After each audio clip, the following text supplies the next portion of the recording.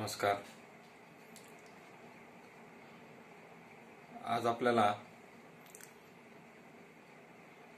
Drawing काढण्याच्या अनेक पद्धतीपैकी एक पद्धत शिकायची आहे, ते म्हणजे orthographic projection.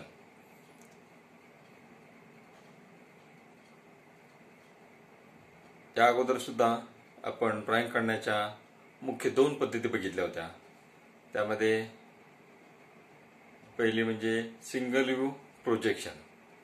Single view projection method म्हणजे आयसोमेट्रिक प्रोजेक्शन. त्यानंतर दुसरी मुख्य पद्धत म्हणजे मल्टी व्ह्यू प्रोजेक्शन मेथड. आता पहिली जी सांगितली ती सिंगल व्ह्यू मेथड, नावाप्रमाणेच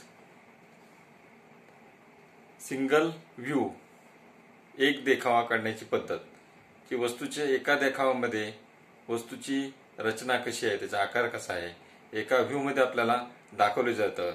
ती एका विशिष्ट पद्धतीने ती ठेवलेली आहे असं गृहीत धरून त्या वस्तूचा देखावा काढला जातो. तो एकच देखावा असतो, त्यामुळे त्याला म्हटलंय सिंगल व्ह्यू मेथड. त्यामध्ये आयसोमेट्रिक प्रोजेक्शन किंवा आयसोमेट्रिक ड्रॉइंग या पद्धतीचा समावेश येतो. तर दुसरी महत्वाची पद्धत म्हणजे मल्टी व्ह्यू मेथड. तर मल्टी व्ह्यू मेथड म्हणजे नावाप्रमाणे लक्षात येते आपल्या एकापेक्षा अनेक व्ह्यू काढण्याची जी पद्धत आहे त्याला म्हणायचं मल्टी व्ह्यू मेथड. त्याचं नाव आहे ऑर्थोग्राफिक प्रोजेक्शन. आता सांगितल्या पद्धतीने जेव्हा वस्तू एका देखाव्यामधनं विशिष्ट आकाराची असेल, क्लिष्ट आकाराची असेल, तर त्या एका देखाव्यामध्ये त्याचा आकार, त्याची मापं कळणं बऱ्याच वेळेला कठीण जातं किंवा सगळ्यांनाच ते सहज शक्य होतं असं नाहीये. म्हणून मल्टी व्ह्यू मेथड पद्धतीचा उपयोग केलेला असतो. आता मल्टी व्ह्यू पद्धतीमध्ये काय केलं असतं, आता सांगितल्या पद्धतीने त्या वस्तूचे एकापेक्षा जास्त देखावे, 2-3 देखावे काढून ती वस्तू नेमकी कशी आहे हे देखाव्याद्वारे दाखवलं जातं. ती मल्टी व्ह्यू मेथड मधली ही जी मेथड आहे ती म्हणजे ऑर्थोग्राफिक प्रोजेक्शन. आता ऑर्थोग्राफिक प्रोजेक्शन मेथडचा वापर करून आपल्याला त्या वस्तूची रचना किंवा वस्तूचा आकार किंवा वस्तू नेमकी कशी आहे, कशा पद्धतीने दाखवलं जातं, तो भाग आज आपल्याला बघायचा आहे. Orthographic projection.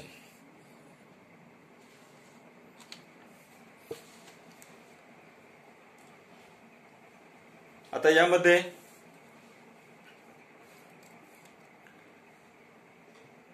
काय काय गोष्टी दाखवल्यात बघा.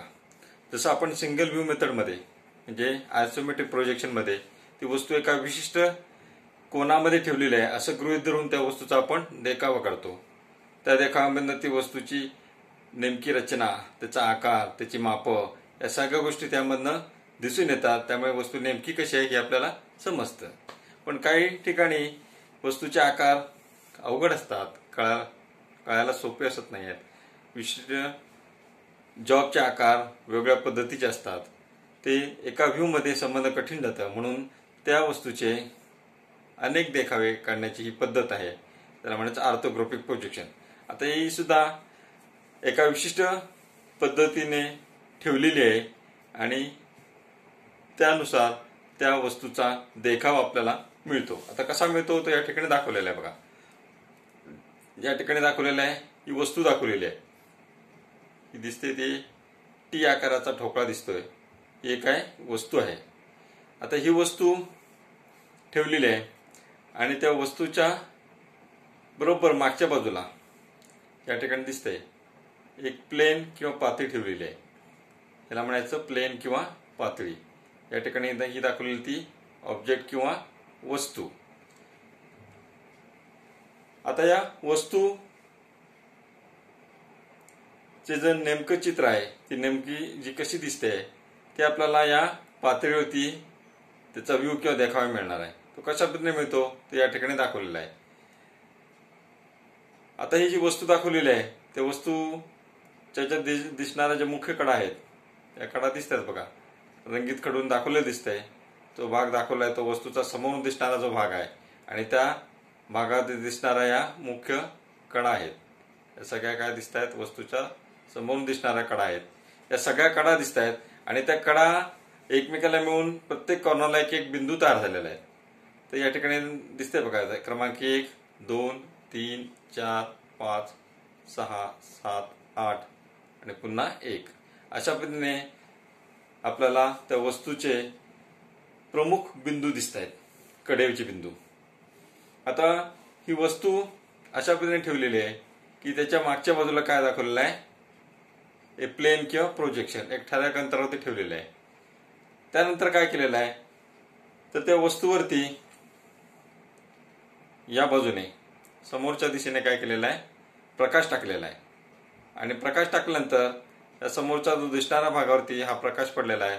आणि प्रत्येक जे बिंदू दाखवले आहेत 1, 2, 3, 4, 5, 6, 7, 8 या प्रत्येक बिंदूमधनं एक एक प्रकाश किरण निघून काय केलं आता या पाठीमागच्या प्लेनवरती जाऊन मिळालेला आहे. हा दिसतोय बघा आपल्याला. 1 नंबरचा बिंदू या ठिकाणी मिळाला आहे, 2 नंबरचा बिंदू या ठिकाणी मिळाला आहे, 3 नंबरचा बिंदू या ठिकाणी मिळाला आहे, 4 नंबरचा बिंदू या ठिकाणी मिळाला आहे, 5 या ठिकाणी, 6 या ठिकाणी, 7 या ठिकाणी, 8 या ठिकाणी आणि पुन्हा हा 1 नंबरचा बिंदू या ठिकाणी. या ठिकाणी प्लेनवरती किंवा पातळीवरती आपल्याला बिंदू मिळाले 1, 2, 3, 4, 5, 6, 7 आणि 8. आता हे बिंदू क्रमाक्रमाने जर जोडत गेलं 1, 2, 3, 4 तर त्या बिंदूनुसार आपल्याला या पडद्यावरती जी एक आकृती मिळते त्याला म्हणायचं प्रोजेक्शन किंवा प्रक्षेप. त्याला काय म्हणायचं, प्रोजेक्शन किंवा प्रक्षेप. आता या ठिकाणी जे 1, 2, 3, 4 बिंदू निघाले त्या बिंदूपासून निघणारे जे किरण आहेत त्याला म्हणायचं प्रोजेक्टर्स. प्रोजेक्टर्स किंवा त्याला मराठीमध्ये म्हणतात प्रक्षेपक. प्रक्षेपक हे सगळे जे दिसत आहेत हे निघालेले किरण आहेत, प्रत्येक बिंदूमध्ये निघालेले हे सगळे काय आहेत, प्रोजेक्टर्स किंवा त्याला प्रक्षेपक म्हणतात. या ठिकाणी काय दाखवलं आहे, एक वस्तू ठेवलेली आहे, वस्तूपासून निघाले प्रकाश किरण या पडद्यावरती किंवा प्लेनवरती किंवा पातळीवरती मिळाले आहेत. आणि हे बिंदू क्रमाक्रमाने जोडत गेल्यास आपल्याला जी मिळणारी जी आकृती आहे ती वस्तूचा समोर दिसणारा जो भाग आहे, जो आकृती आहे तसाच भाग, तसाच आकार आपल्याला या पडद्यावरती मिळणार आहे. हा मिळालेला जो भाग वस्तू समोर पाहिल्यानंतर कशी दिसते तो आकार जसा तसा आपल्याला या प्लेनवरती किंवा पडद्यावरती मिळतो. आता हेच तत्व काही ठिकाणी मोठ्या प्रमाणात वापरलं जातं. उदाहरणार्थ चित्रपटगृह. चित्रपटगृहामध्ये प्रोजेक्टरचा वापर केला असतो. प्रोजेक्टर काय करतं, तर ते एका फिल्मवरती जे शूटिंग केलेलं असतं, काय चित्रपटाला नायक असेल, नाच करत असेल वेगवेगळ्या गाण्यावरती किंवा ॲक्शन करत असेल तर ती सगळी ॲक्शन त्या फिल्मवरती काय केले जाते, चित्रित केले जाते. आणि ती फिल्म त्या रिळाच्या साहाय्याने एका दिव्याच्या समोर धरल्यानंतर, प्रकाशासमोर धरल्यानंतर त्या फिल्ममध्ये जो काय भाग चित्रित झाला असतो तो जो आकार असतो त्या फिल्मवरचा, तर त्यावरती दिव्याचा प्रकाश पडतो. आता सांगितल्या पद्धतीने आपण जसं या ठिकाणी दिवा या ठिकाणी ठेवलेला आहे आणि ही वस्तू ठेवलेली आहे आणि वस्तूवरती प्रकाश पडल्यानंतर पडद्यावरती त्याची प्रतिमा मिळते. तसंच त्या कलाकाराची जे काय त्या ठिकाणी फिल्मवरती जो कलाकार आहे त्याचा जो आकार आहे जसा तसा आपल्याला पडद्यावरती, चित्रपटाच्या पडद्यावरती मिळतो. अर्थात या ठिकाणी त्याचा जो आकार आहे फिल्मवरती तो लहान असतो, परंतु पडद्यावरती मोठा आकार मिळण्यासाठी त्या प्रोजेक्टरमध्ये मोठ्या भिंगांचा वापर केला असतो. त्या भिंगांच्या सहाय्याने वस्तूची प्रतिमा मोठी करून पडद्यावर दाखवली असते. या ठिकाणी प्रोजेक्शन हे तत्व वापरलेलं आहे. प्रोजेक्शन त्या वस्तूच्या कडेपासून निघणारे किरण एका पाठीमागच्या प्लेनवरती किंवा पातळीवरती मिळवतो आणि तो वस्तूचा जो आकार तयार होतो त्याला म्हणायचं त्या वस्तूचं प्रोजेक्शन.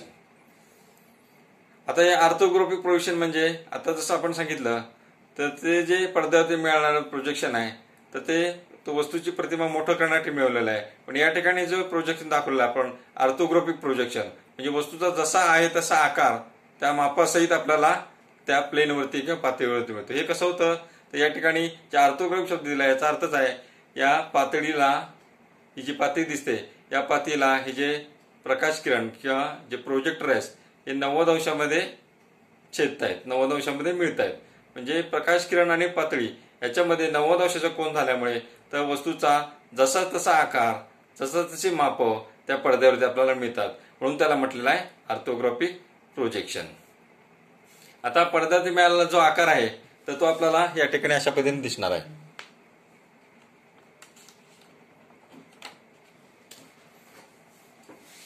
या ठिकाणी दाखवलं दिसतोय बघा.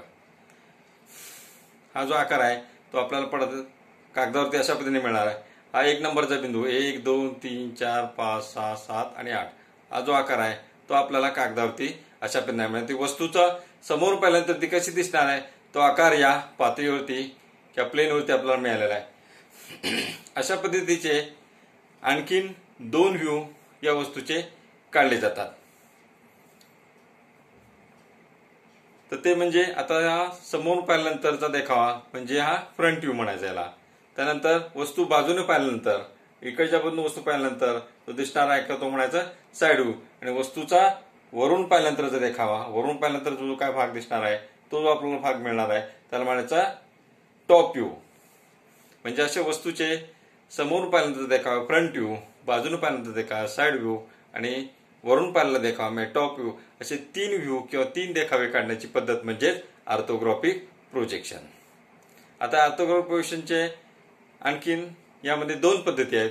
एक म्हणजे फर्स्ट अँगल प्रोजेक्शन मेथड आणि दुसरी म्हणजे थर्ड अँगल प्रोजेक्शन मेथड. तर आता आपल्याला या पुढच्या भागामध्ये आपल्याला फर्स्ट अँगल प्रोजेक्शन मेथड म्हणजे काय, थर्ड अँगल प्रोजेक्शन मेथड म्हणजे काय हे आपल्याला समजून घ्यायचं आहे. तर आतापुरतं आपण एवढा भाग यामध्ये शिकलेला आहे. तर या भागामध्ये आपण ऑर्थोग्राफिक प्रोजेक्शन म्हणजे काय, वस्तूची प्रतिमा आपण त्या प्लेनवरती कशी मिळवतो या पद्धतीचं विश्लेषण या भागामध्ये आपण केलेलं आहे. तर याचा पुढचा भाग म्हणजे या पद्धतीनुसार, या प्रोजेक्शनच्या तत्वानुसार वस्तूचे आपल्याला आणखीन 2 देखावे काढायचे आहेत. म्हणजे एकूण 3 देखावे आपण काढू शकतो. त्या 3ही देखाव्यामध्ये वस्तूचं पूर्णपणे आकलन आपल्याला होतं, म्हणून हे 3 देखावे काढण्याची पद्धत म्हणजे ऑर्थोग्राफिक प्रोजेक्शन. आता याच्या ज्या 2 पद्धती आहेत, फर्स्ट अँगल प्रोजेक्शन मेथड आणि थर्ड अँगल प्रोजेक्शन मेथड, आपण पुढच्या भागामध्ये बघूया. नमस्कार.